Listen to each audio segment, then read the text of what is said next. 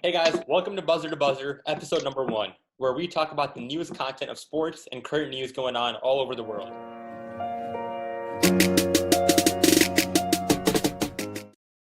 Today, we're going to start off with our first segment called This Day in History.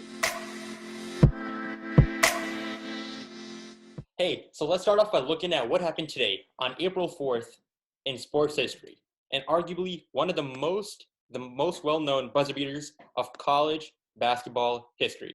They go length of the court with Arcidiacono. 3 seconds at midcourt. Jenkins gives it to Jenkins for the championship.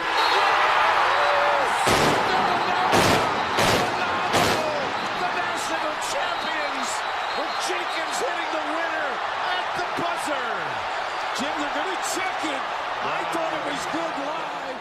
Any comments? Wow. It was a really good game. Marcus Page's 3 to tie the game. Yeah, and that's then crazy. Jenkins coming back down the court with Arcidiacono. Amazing play. All right, now moving on to our second segment, which is the top 3 NFL offseason moves and trades. So to start off, my favorite offseason move, I think it's kind of under the radar, but I think it's Calais Campbell to the Ravens.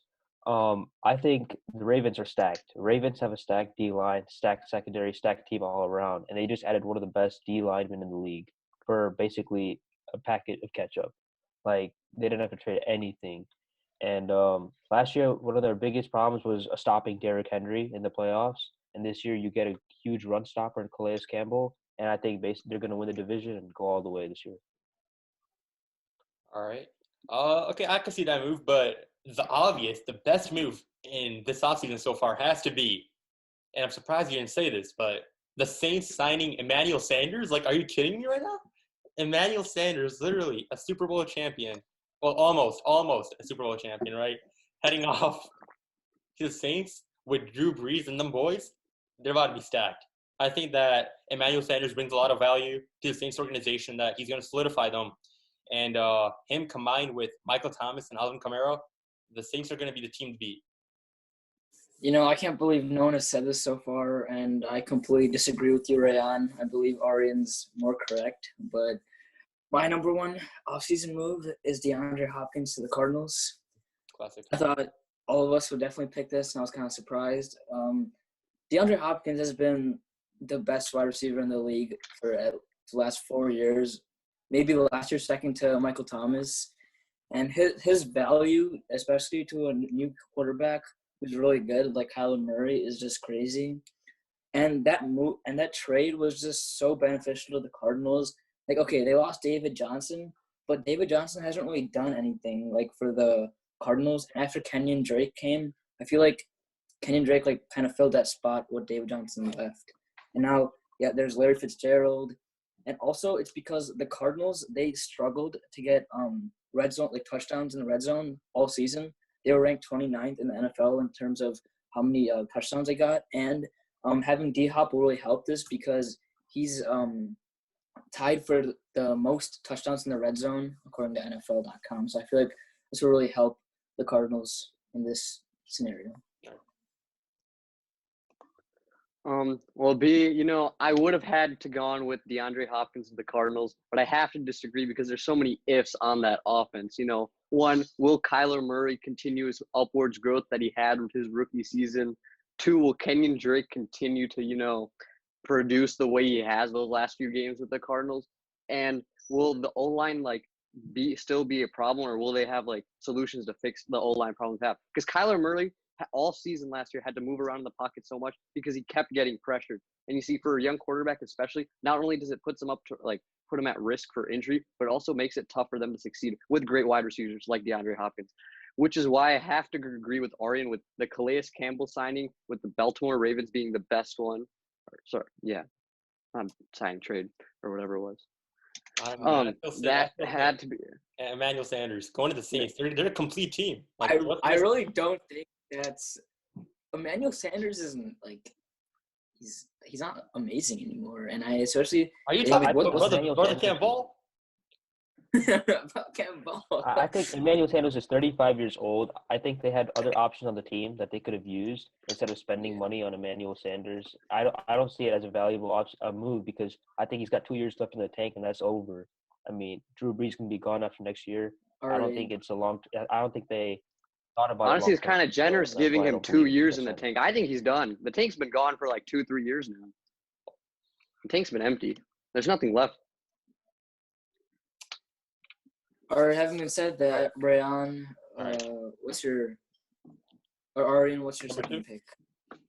So my second biggest offseason move, I think it's a kind of also an underrated one. I think it's Jack Conklin to the Browns, right tackle from the Tennessee Titans. Last year, one of the biggest problems with the Browns was their offensive line. Greg Robinson is absolute bust, and their right tackle, I don't even know his name, so that's how bad he is. You get a right tackle like Jack Conklin. Sure, they might have overpaid for him a little bit, but I think you solidify the right tackle. In the draft, they enter the left tackle, and I think that's the way that Baker Mayfield's going to grow. Last year, everyone was calling him a bust. I mainly think that was a product of his coaching and his offensive line. They were both absolutely abysmal in terms of capability. And now that you have Jack Conklin, I think this will allow Baker Mayfield to flourish and take the next step in order to lead the Browns to the playoffs. All right. I think being a Chicago boy, we got to say that the second best offseason move this offseason has to be the Bears getting Nick Foles. Like, we can't let that go under the radar. Come on. Being Chicago boys, we got to cheer for that. I mean, it's anything right now at this point we got to consider is better than having our current quarterback, Mitchell Trubisky. And although we weren't able to get a Cam Newton, per se, or a Dak Prescott, we ended up with a supreme upgrade with Nick Foles, who has proven multiple times with the Eagles in his previous years and even with the Jaguars a bit last year that he's a quarterback who can get it done, fulfill the job, and he's a Super Bowl caliber player. And I think he can bring the best out of this team. And him combined with just a little bit better O-line this year with the Bears, and him throwing dimes to playing along the Allen Robinson. And excuse me. Yeah, exactly. Exactly. Him playing Nick Foles balling out to Allen Robinson. What has Nick Foles proven in Jacksonville? More so, I think I would rely on his experience. I think one of the biggest reasons he through his failed. Philadelphia Eagles. Brand, I'm gonna be honest. Their Also, picks have been very blessed, and we have all other than me. I think three of you are Bears fans, and the fact that Arian and Harsh have not said Nick Foles yet, and that just like shows that they're being realistic. And I don't really think Nick Foles is a good fit in Chicago. Nick Foles, I think you gotta agree with me that it's better than the current status quo. Okay, I don't know. I don't agree with that. Let's be honest. Who is worse than Trubisky? Who is worse than Mitchell Trubisky? He's the worst starting quarterback. That is factual information. I don't know. I think Nick Foles breakout season, dude. He's due for a breakout season. I think Nick Foles is going to take over. We have delusional Bears fans over here, like all of them. All right, so my second best offseason move, I'm gonna have to go with Harsh and Arian's best move, which is Calais Campbell to the Ravens. So Calais Campbell, he's one of the best defensive players in the league. Last season, he recorded 6.5 sacks, 25 QB hits, and 10 tackles for a loss. He's a former first-team All-Pro, and he's been in the Pro Bowl 5 times. And he was just a centerpiece of the Jaguars' defense. And especially now that the Ravens have Lamar Jackson and Mark Ingram leading their offense, I feel like having Calais Campbell on the defense will really benefit them, and their overall team value and their skill will increase a lot. And who knows, they might even be a Super Bowl contender next year.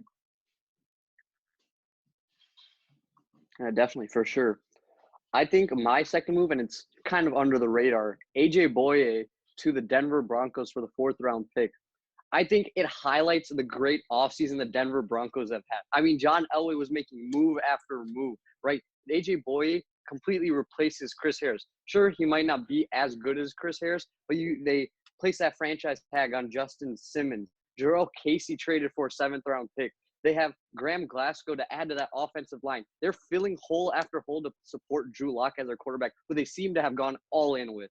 What we have to understand is that AJ Boye is simply an addition to the amazing offseason the Denver Broncos have, making it a highlight and centerpiece of the offseason. Where do you think the Broncos will go with him? What are they going to do?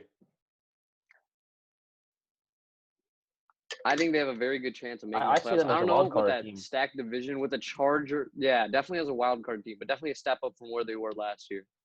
Okay, for sure. All right, Now, I'm going to go with my third move here.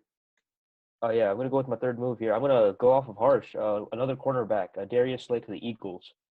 I think this was a fantastic move made by Howie Roseman, the GM of the Eagles. Last year, their cornerbacks were invisible. I mean, they were absolute trash, dumpster fire to say the least. And Malcolm you get one of Jenkins? the top corners in the league. Yeah, exactly. He's gone too. You have to fill up the secondary now. So like you put in Darius Slay. I think you got Amari Cooper in that division. You know, got to lock him down. They're gonna be playing a lot of receivers this year. So I think having Darius Slay on the defense will solidify things in the secondary, and it's a good step up from where they were last year. Yeah, I especially feel like Darius Slay is really undervalued, especially when he's on the Lions, because let's be honest, who like really cares or like Yeah, follows the Lions, and exactly. he's definitely been like a top 3 cornerbacks in the league for the past 4 or 5 years, and I feel like the Eagles will like bring out his true value more than the Lions have utilized him. Yeah, for sure. I think maybe that's a good point that media coverage drives NFL player values, right? In that sense that the Lions weren't that covered, and hence we don't hear that name that much. But there's so much talent to be discovered. So anyway, with my my third best offseason move, I think, which happened this offseason so far, is that with your number 1 picks, actually, it's that the Cardinals are landing a great wide receiver, DeAndre Hopkins. I mean, putting DeAndre Hopkins next to Larry Fitzgerald, putting a man who's a 4-time Pro Bowler and 5 career 1,000-yard seasons, I think that's just phenomenal. And him being able to pair up with Kyler Murray and with Larry Fitzgerald, I think they're destined for greatness. And I think, speaking on the other side of this trade, that the Texans really lost out by giving away a good combo, which in the future was about to start up between Deshaun Watson and DeAndre Hopkins. I think they had a future building up, but for some reason, it looks like they weren't ready to invest in that future, and they gave it away and are allowing the Cardinals to build that future up. And these boys are about to be one heck of a team next year. So, Okay. So my third best offseason move is Phillip Rivers to the Colts. So Phillip Rivers, he has talent. There's no doubt about it. And the only reason why he has been underperforming, especially last year, is because he had the Chargers O-line. And according to Pro Football Focus, they ranked the Chargers O-line 29th out of the 32 teams in the NFL. And they also ranked the Colts that they had the 3rd best offensive line in the league. So I especially feel that this will be give Rivers a lot more time to find his targets and throw with more accuracy than that he has done in the past, which will really help his overall game. So I feel like him going to the Colts will suit him a lot better and will be better for the team than him being on the Chargers. So I think that was a good move. One quick question: has he been confirmed the starter, or is it going to be an open competition between him and Jacoby Brissett? No, they confirmed that Rivers is starting. I saw on Bleacher I Report. don't know. It seems like that move, it just shows that the Colts like have no direction right now. Like, what's the point of signing him to a 1-year contract? Like, you're not developing anything for a future. You're not really in a championship contention mode right now. Like, I see the move going nowhere. I feel like it's a waste of a year, and the Colts are really like just doing nothing. I feel like I don't know if it's a waste of, because he's like if he's a good fit, then that means they'll just re-sign him. Right, but let's be honest. Phillip Rivers is past he is the prime. very Like, old, what? though. He's got 2-3 years. He's got 2-3 years left. Yeah. Like, what are you gonna do? You have a young core. You don't want to be adding Phillip Rivers. He's 38 years old. I mean, it's definitely better than Emmanuel Sanders go to the Saints. I mean, no, but think about it. I mean, the Colts O-line, you just said was the Colts O-line? It's not that good, right? It's 29. What is it? The Colts is the 3rd best. Yeah, Quentin Nelson and that O-line is really good. Okay. I don't know, but it still seems like they're just trying to make moves on the spot and not really building towards the future, which some other organizations are. So I don't know about that move still. I think it's just one out of the blue. Especially since Phillip Rivers isn't that key that they need to move into contention in such a like tough AFC.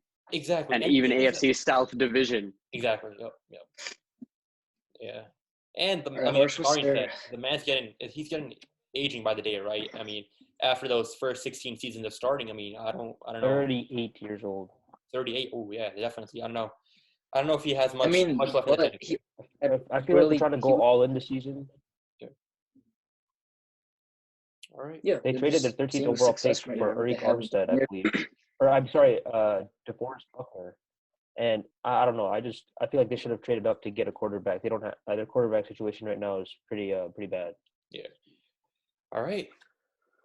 My third best offseason move is offseason moves that not only benefits the player, but also the team. Let's talk about Tom Brady to Tampa Bay.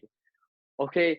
Tom Brady moving to that NFC South division gets to play Drew Brees twice a year. This season, I believe the the Buccaneers are also playing the Chiefs, playing Patrick Mahomes.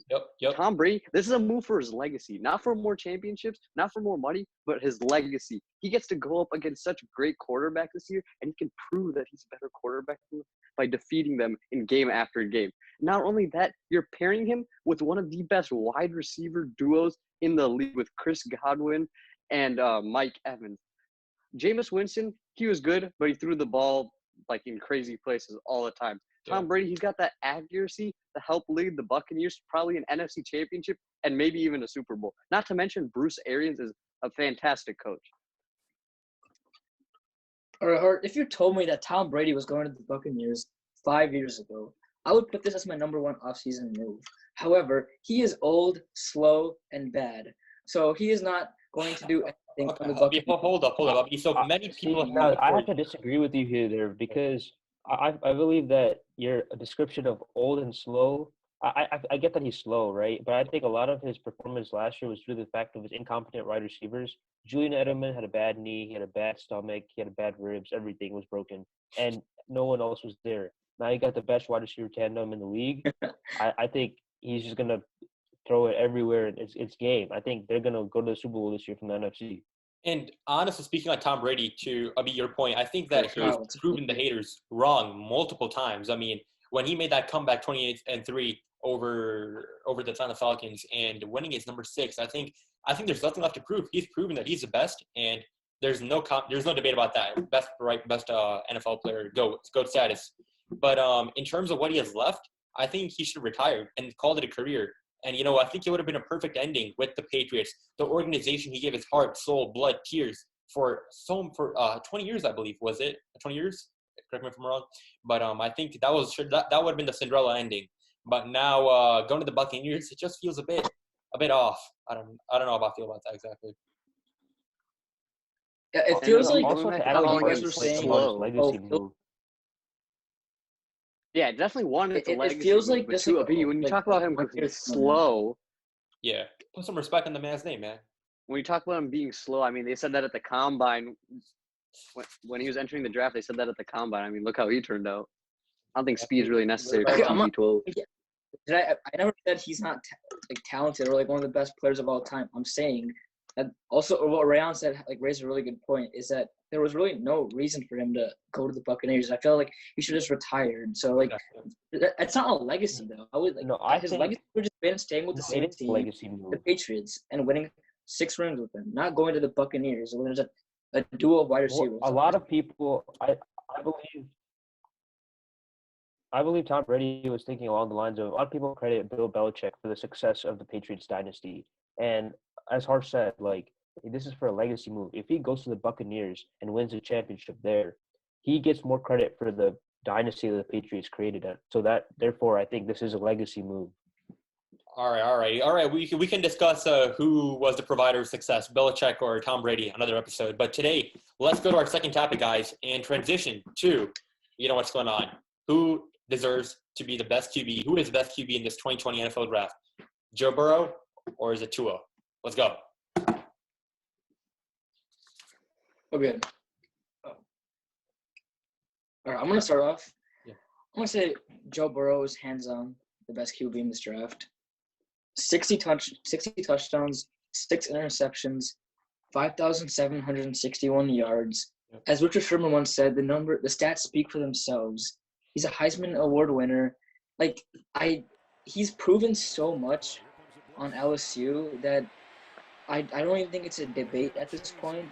And you can say that I'm not saying Tua has a lot of potential and upside, but he's been injured, so you can't really tell what his full potential can be. And I feel like Joe Burrow's will have the cleanest transition into the NFL as of the QBs in this draft. I think I would also have to agree with the B on this one. I think Joe Burrow is obviously the best quarterback in this draft class. Now, B already mentioned all the points that I was going to cover, but I'm going to address a counter argument here. Many people claim that like Joe Burrow has only done this for one season, and therefore it should be invalidated because he's a one-year wonder. I think a lot of his one-year success has to do with his coaching staff. You look at previous examples in the NFL. Uh, Quarterbacks need good coaches to succeed. You can't just be a good quarterback and succeed. You look at Alex Smith or Ryan Tannehill. Both quarterbacks, their original destination, Miami and San Francisco, they were both labeled as busts. They move on to better coaching systems, and they become a lot better. I think Joe Burrow was stuck with a incompetent offensive coordinator his junior year, and when Joe Brady came in, he fits that system much better. And so that's why I believe that if he is able to find the right system in the NFL, his upside is much higher than that of Tua. Exactly. I definitely agree with you, Abiyanari, in that Joe Burrow definitely has the higher upside coming into this draft. And it's partly, for sure due to how Tua got injured mid-November and how we haven't been able to see the full potential he has. But still, seeing that man put up 5,600-yard plus passes in terms of yards, and seeing him in the national championship game, making that 17-7 comeback through the second quarter, I mean, he showed that he knows what it takes to be an elite quarterback. And they were playing a heck of a team, the Clemson Tigers, and, him leading the LSU to the championship this year definitely shows he has the caliber. And in terms of who's – the only thing which I don't like about Joe Burrow is that in the NFL draft system is that he's so good, right? He's going to land with most likely looking like the Bengals. And if he goes there, I don't know if his career is going to have that much upside. Like, Joe Burrow is amazing. We all understand that, right? But where he lands, I think – in terms of that, I think Tua's going to have the better NFL career than Joe Burrow just because of purely where he's going to land.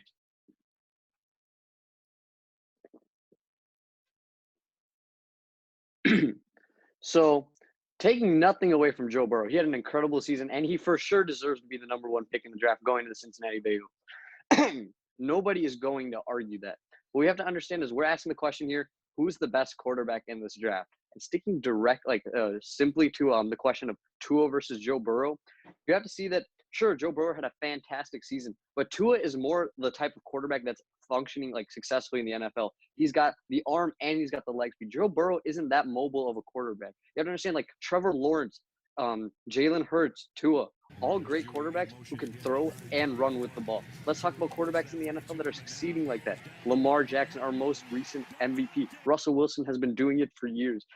We have to understand that the type of NFL quarterback we required, that's required to be successful, has evolved. Joe Burrow is an old type of quarterback. He's like the Tom Brady's, and those can still be successful, but not as successful as Tua or even Jalen Hurts. But moving on from simply the Joe Burrow and Tua comparisons, let's look at who the actual best quarterback in the draft is, which is Jalen Hurts. Oh, my God. He's proven the most over the past 4 years at Alabama and Oklahoma. Sure, he may have been sidelined for that 1 year for Tua, but after one championship game, it was not enough of a sample size to simply bench him. He goes to Oklahoma and has a fantastic season. And sure, he's getting overshadowed by these other quarterbacks. We have to understand that he's going to be the best quarterback, and he is the best quarterback in the draft. You're kidding me. You're telling me that Jalen Hurts is the better quarterback right now in this instant on April 4th. He's better than Joe Burrow. Did you see Joe Burrow I'm versus saying Jalen he's Hurts? the best quarterback available. Who was the quarterback that threw for 7 touchdowns in one half? I've heard. Who was who? I'm sorry, I don't remember quarterbacks playing defense. Who brought that up? Nobody brought that up. You know what? Joe Funny Burrow, that you 60 were- TDs. Well, Jalen Hurts had to transfer because the one quarterback from the same draft class beat him out at Alabama. How can he be better? He had to transfer because of Tua. Exactly. He is obviously. They based I think that he's off the a 5th or 6th second best half of a quarterback in the draft championship class. game. A championship game. They brought them. Jalen Hurts brought Alabama to that championship game. Joe Burrow brought the LSU. No one else did. Jalen Hurts brought them to that championship also game. became And they benched him because in of that one game. All right, guys. And I'm not I think we're saying missing the Jalen. point. I'm not saying Joe who won them the Burrow is a championship game? bad Tell me quarterback. that. I'm saying he definitely deserved the Heisman. Okay. No. You're telling me that Win Jalen more Hurts championship brought his games? team up from nothing, right? But look at Joe Burrow, the LSU Tigers. They were nothing. He made them something. Like I mean, like literally. I'm not saying they brought him up from nothing. I'm saying they replaced him after the second half of a championship game. I believe that's too small of a sample. And sure, the Alabama coaches might have saw something, but then he goes to Oklahoma and proves it in a different system. He shows he's a versatile quarterback and can function in any system. I think Joe Burrow's success, like Orion said, Every is quarterback purely in the Lincoln based Riley off the system has coaching been system great. he's in. Okay, Lincoln and how Riley, he was every great at quarterback he's Alabama had too. has been great. You look at Baker Mayfield, Kyler Murray. Yeah. He was not great at Alabama. He got Okay, benched for Tua. then why? That's true. Yeah, who got them to that championship game? Jalen Hurts. And who won them the championship game? Who won them the championship game? Exactly. He got Jalen benched. Hurts was going to throw it away. That's a good point. Exactly. Harsh, I think Stupid. your argument's just a fallacy here, man. They would I don't not see- if Tua was that quarterback that Your season. argument is just like, see, I believe Harsh is just trying to pull an argument because he doesn't want to do what the rest of the crowd thinks. But I feel like deep down in his heart, he knows that Joe Burrow is easily, undisputed, the best quarterback in this draft. All right, Yeah. if we're comparing Tua and Burrow again, Yes. let's look at like comparisons in terms of different quarterback qualities. Starting off with arm strength, I would definitely give that to Tua because he definitely can throw further, faster than Burrow. And it's not like Burrow has a weak arm. It's just Tua has that ability to make those passes like off his back foot or something because he's more power. Okay, let's go accuracy. Accuracy, I would 100% give it to Burrow.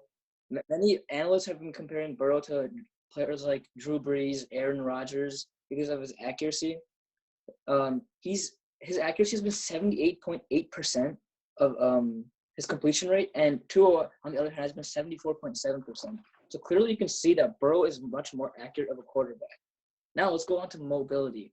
See, when Harsh said that Tua was more mobile than Burrow, I disagree. I believe that mobility goes to Burrow. I think Joe Burrow has that sneaky athleticism that he can scramble out of the pocket really easily. And I would compare him to a player like Aaron Rodgers. Aaron Rodgers isn't the fastest player, no doubt. But when he needs to, he can move and he can really avoid defenders and people coming at him. Okay, Abi, so All I right? 100% And agree the with last point is football. So, okay, Abi, so you were talking about the comparison, right, about Aaron Rodgers. That's 100% right. I definitely agree that Joe Burrow can translate into that game, right? But in terms of mobility, I think sure that Tua is more mobile, working out of the pocket, and he translates that game into Lamar Jackson. We can see that in current MVPs. But I think that besides mobility, Joe Burrow takes the tallies in all the other categories. Like sure, one category I think trumps all the other categories in that Joe Burrow is still the better quarterback. Yeah, especially I want to. My last topic category was football IQ in general, and Joe Burrow just wins this category because his field vision and ability, like all his abilities combined, just make him like the perfect quarterback. There's a reason why he won the Heisman and has had this historic season. He's just a better player all around, and I feel like definitely that this will translate into the NFL, no matter what team he goes to. Like, if he gets after the Bengals, I definitely feel like he can make the Bengals a lot That's better where I have to disagree. than what they are. Sure. You say he's going to translate in the NFL, and sure, 10 years ago, he would have translated fantastic. Like, he'd probably be a Hall of Famer if he was, went to the NFL 10 years ago. But you see the league's changing. The league's different. It's not the same league anymore. We have quarterbacks like Russell Wilson who's been proving that the league's changing. We have quarterbacks like Lamar Jackson last year who proved that mobility is a vital part of a quarterback. And sure, I would have tipped the hat to Tua over Jalen Hurts if he hadn't had broken his hip. We don't know his mobility after this hip injury. They can't even get proper evaluations on him because of ongoing events. We have to understand is Jalen Hurts has proven that he can not only stay healthy and be a mobile quarterback while being able to throw the ball like necessary to be an NFL quarterback. Okay, so let's recap right here. So harsher saying that number 1 is Jalen Hurts over Joe and Tua.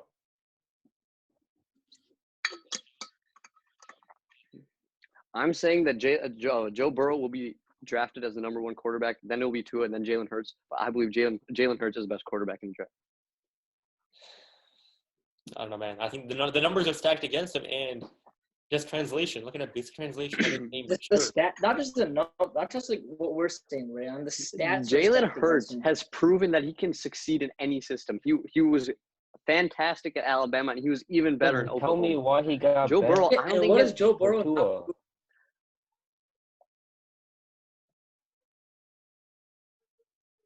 he can't be a successful quarterback. That's All any right. quarterback in the league. Any quarterback doesn't have an O-line that they No. don't succeed. What? Yeah. If he doesn't have a okay, Think of what I'm teams with saying is, bad O-line. if What you did I give just say about Philip Rivers? He was on the chart. His O-line was complete trash. That's why he moved to the Colts, and that's why he had underperformed every year for the last 3 years. exactly Just okay, quarterback. so let's talk about the Chargers. Let's talk bad. about the Chargers example. Okay. Wait. Okay, let's talk about this Chargers example, right? If you put Joe Burrow on the Chargers, and you put Jalen Hurts on the Chargers. Oh, okay. We'll see that for another day, guys. It's been a great first day, all right, and we got a lot more discussing to do, and today's topics. I hope you guys enjoyed it. Yeah. We got some more heated content coming up. We hope that you all stay safe, stay with your families. More content coming soon, and we hope that you enjoyed the first episode of us debating. And thanks for watching Buzzer to Buzzer.